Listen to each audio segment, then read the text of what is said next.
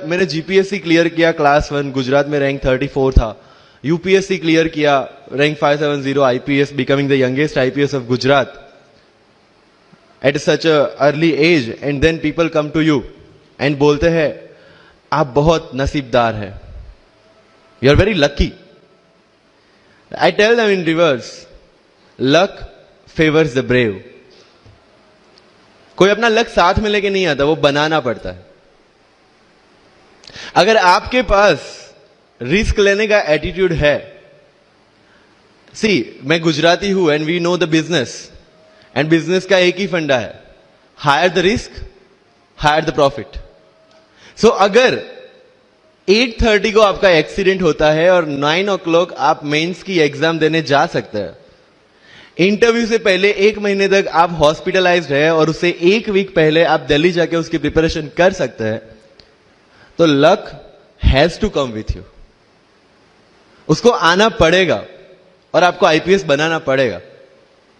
लोग बोलते हैं कि एक्सीडेंट के बाद आप जाके आए एंड ऑल, तो द सिंपल था कि मैं एग्जाम के लिए निकला, मेंस मेरा था, सुबह GS3 का पेपर था। 8:30 को मेरा स्कूटी स्लिप हो गया, मेरा लिगामेंट इंजरी हो गया, लेफ्ट हैंड में इंजरी था, सीट से ब्लीडिंग हो रहा था। लेकिन मेरे पास 2 ऑप्शन थे। मैं खड़ा हुआ, मैंने देखा, okay my right hand is safe, and I decided I go to the exam hall and write the exam. मेरे पास 2 ही ऑप्शन थे, या तो मैं वहां से उठ के रोने लगूं, यार मेरे साथ ही ऐसा क्यों हुआ, मेरा एक्सीडेंट हो गया, मेरा मेंस खराब हो गया, और हॉस्पिटल जाओ। या दूसरा ऑप्शन था कि मैं देखूं कि मैं 3 घंटे और सर्वाइव कर सकता हूं। हाँ कर सकता हूं। मैं मेंस के लिए एग्जाम हॉल में गया। ये जितने भी फोटोग्राफ्स लगे हैं, सर ने जैसे बताया कि जितने भी इंसान सक्सेसफुल हुए, अगर आप उसकी लाइफ स्टोरी देखेंगे तो कहीं ना कहीं एक मोमेंट आता है जहां पे वो इंसान की जो स्ट्रगल है वो पीक पे हो जाते हैं। वो इस मोमेंट पे आपको डिसाइड करना है कि आपको वहां से यू टर्न लेना है या आपको वहां से आगे निकलना है। इन सब लोगों ने डिसाइड किया कि उनको वहां से आगे निकलना है, एंड दैट इज द फंडा ऑफ लाइफ। सक्सेस उन्हीं को मिलता है जो इस स्ट्रगल वाले मोमेंट से आगे निकलने की सोचता है। जब भी आपको लगे कि आपके सिर पे बहुत मुसीबत है, जब भी आपको लगे कि आप हर तरह से गिर चुके हैं, जब भी आपको लगे कि आपके पास कोई ऑप्शन नहीं है, तब एक चीज आप अपने दिमाग में लाइएगा कि यही मोमेंट है जहां से आपकी तकदीर बदलने वाली है। क्योंकि डायमंड जो होता है वो जितना ज्यादा घिसता है उतनी ज्यादा उसकी वैल्यू होती है। सोना जो होता है वो जितना ज्यादा तपता है उतनी उसकी वैल्यू होती है। अगर आप जिंदगी में तप रहे हैं, अगर आप जिंदगी में घिस रहे हैं, अगर आपको लग रहा है कि आप हर तरह से मुसीबतों में गिरे हुए हैं, तभी आपकी जो वैल्यू है वो बढ़ने वाली है। और यही मेरा एटीट्यूड रहा है। लोग बोलते हैं कि तुम्हारी फाइनेंशियल कंडीशन ठीक नहीं थी, पापा इलेक्ट्रिशियन थे, मम्मी हाउसवाइफ थी, डायमंड के कारखाने में काम करती थी, उसके बाद उन्होंने मैरिज में रोटियां बनाने का काम किया, और उस तरह से मैं पढ़ा। लेकिन जब मुझे पूछा जाता है कि ऐसी कौन सी चीज है आपकी लाइफ में जो आप बदलना चाहते हो, एंड आई सेड नथिंग। क्योंकि अगर वो चीजें नहीं होती मेरी लाइफ में तो शायद आज आपके सामने मैं नहीं होता। तो अगर लाइफ में प्रॉब्लम्स है, अगर लाइफ में स्ट्रगल है, जैसे सर ने बताया struggle is a part of life, and I strongly believe in that. क्योंकि अगर हम दिल्ली में थे, मेरे दोस्त के साथ में निकला बाहर घूमने, तो बोलता है यार ऐसी लाइफ चाहिए, कोई मगजमारी नहीं, आराम से बैठते पूरे दिन एसी वाले कमरे में, बहुत सारे पैसे है और कोई टेंशन नहीं, ऐसी लाइफ चाहिए मुझे। बोला मेरे पास ऑप्शन है। बोलता क्या? बोला देख सामने एटीएम का रूम दिख रहा है, एसी वाला कमरा है, बहुत सारे पैसे, कोई मगजमारी नहीं, जॉब ले ले। क्यों IAS IPS में दिमाग खराब कर रहा है? अगर स्ट्रगल नहीं चाहिए तो you have to compromise with that life. जब भारत वर्ष का सपना चंद्रगुप्त ने देखा, चाणक्य ने देखा, और उस भारत वर्ष को बनाने के लिए जब ये संघर्ष जारी था, और तब राजा धनानंद की डॉटर दुर्धरा से चंद्रगुप्त को प्यार हो जाता है, और जब चाणक्य उनको बोलते कि नहीं तुम्हें उससे दूर रहना है, तब चंद्रगुप्त बोलता है आचार्य कभी कभी सोचता हूं कि जिंदगी में या ये भारत के सम्राट बनने के लिए इतना त्याग, इतना बलिदान ना देना होता तो। और तब चाणक्य रिप्लाई करते हैं तो हर कोई भारत का सम्राट होता। This is the fundamental rule of life. अगर आईएएस बनने के लिए, आईपीएस बनने के लिए सैक्रिफाइस करना नहीं पड़ेगा, अगर उसके लिए आपको त्याग नहीं करना पड़ेगा, तो आज पूरे इंडिया में हर घर में आपको आईएएस आईपीएस मिल जाएंगे। So when you are entering into this game of UPSC or MPSC, make sure that you have to sacrifice anything which will take you to your goal. लेकिन प्रॉब्लम ये है कि हमें टेंशन होती है, यार दोस्त की एंगेजमेंट है, उसकी बर्थडे पार्टी है, उसकी शादी है, अटेंड नहीं करूंगा तो बोलेगा मैं तेरी शादी में नहीं आऊंगा, एंड ऑल।